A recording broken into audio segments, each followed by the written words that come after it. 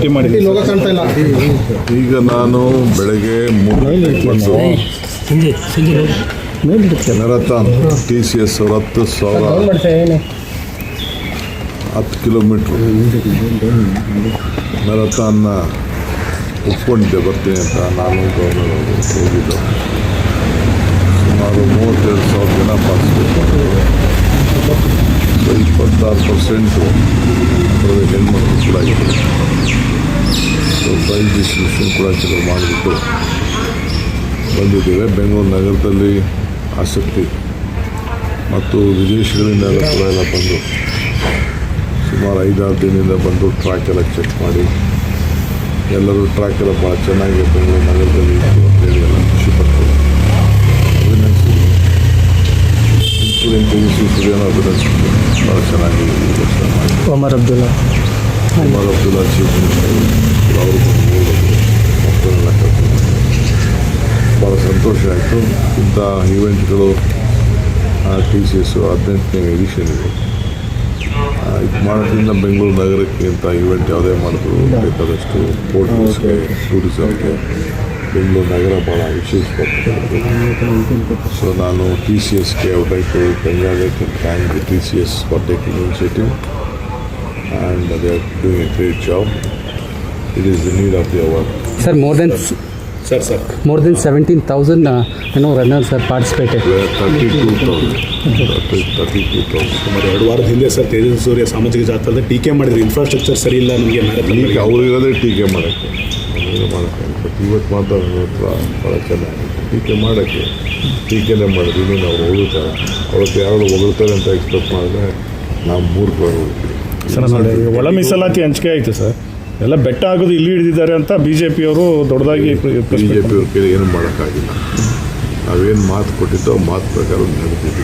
ಹಿಂದೆ 17% ಇದೆ ಕೂಡ ನಾವು ಕ್ಲೀನಾಗಿ ಮಾಡಿದ್ದೆವು. ಈಗೂ ಕೂಡ ಭಾಳ ಸರಳ ರೀತಿಯಿಂದ ಮಾಡಿದ್ದೀವಿ.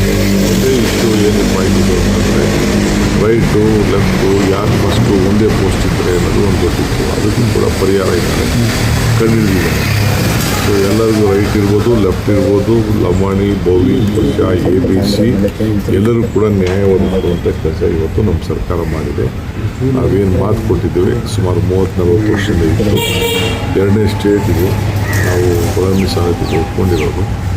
ಮಾಡಿ ನ್ಯಾಯ ಕೊಡ್ತಾ ಇದ್ದೀವಿ. ಎಲ್ಲರೂ ಒಟ್ಟಿಗೆ ಹೋಗ್ಬೇಕಷ್ಟೇ. ಸರ್, ಡೆಲ್ಲಿಗೆ ಹೋಗಿ ಬಂದ್ರಿ, ರಾಜಕೀಯ ವಿಚಾರವಾಗಿ ಚರ್ಚೆ ಕೂಡ ಆಗಿದೆ ಅನ್ನೋ ಒಂದು. ನಾನು ಯಾವುದೂ ಪೊಲಿಟಿಕಲ್ ಇಶ್ಯೂಸ್ನ ಮೀಡಿಯಾ ಮುಂದೆ ಮಾತಾಡ್ತೀನಿ. ಟೈಮ್ ಬಂದಾಗ ನಿಮಗೆಲ್ಲ ಅದೆಲ್ಲ ಗೊತ್ತಾಗ್ತದೆ. ನಾನು ಹಿಂದೆ ಹೇಳ್ತೀನಿ, ನಾನು ನಾಟ್ ನಮ್ಮಲ್ಲಿ ಏನು ಯಾವ ಸಮಸ್ಯೆ ಏನೂ ಇಲ್ಲ, ಯಾವ ಪಾಲಿಟಿಕ್ಸ್ ಇಲ್ಲ, ಏನಿಲ್ಲ. ಏನೇನಾಗಬೇಕು, ಏನೇನು ತೀರ್ಮಾನಗಳಾಗಿದೆಯೋ ಆ ತೀರ್ಮಾನಗಳು ಸ್ಪೆಕ್ಯುಲೇಷನ್ ಇದೆ ಸರ್. 20ನೇ ತಾರೀಕು ಮೇಲೆ ಸತೀಶ್ ಜಾರಕಿಹೊಳಿ ಹೇಳಿದ್ದಾರೆ ಸರ್, ಪಕ್ಷದಲ್ಲಿ 100% ಗೊಂದಲಗಳಿರೋದು ನಿಜ, ಅದನ್ನು ಬಗೆಹರಿಸಬೇಕು ಹೈಕಮಾಂಡು ಅಂತಲೇ ಹೇಳಿದ್ದಾರೆ. ಏನಿಲ್ಲ, ಅವ್ರು ಏನು ಯಾವ ಟೈಮಲ್ಲಿ ಏನು ಮಾಡಬೇಕು ಮಾಡ್ತಾರೆ. ನಮ್ಮ ಪಾರ್ಟಿಲಿ ಏನು ಬೇಕಾದ್ರೂ ಮಾಡ್ತಾರೆ, ಏನು ಸಮಸ್ಯೆ ಇಲ್ಲ. ನಮ್ಮ ಪಕ್ಷದ ಮೇಲೆ ವಿಶ್ವಾಸ ಇದೆ, ಏನು ಮಾಡಬೇಕು ಮಾಡ್ತಾರೆ. 3 ವರ್ಷ ಆಗ್ತಾ ಇದೆ ಸರ್, ನಾಯಕತ್ವ ಬದಲಾವಣೆ ವಿಚಾರ ಏನಾದರೂ ನಿಮಗೇನೋ ಇರ್ಬೋದು ಅಷ್ಟೇ.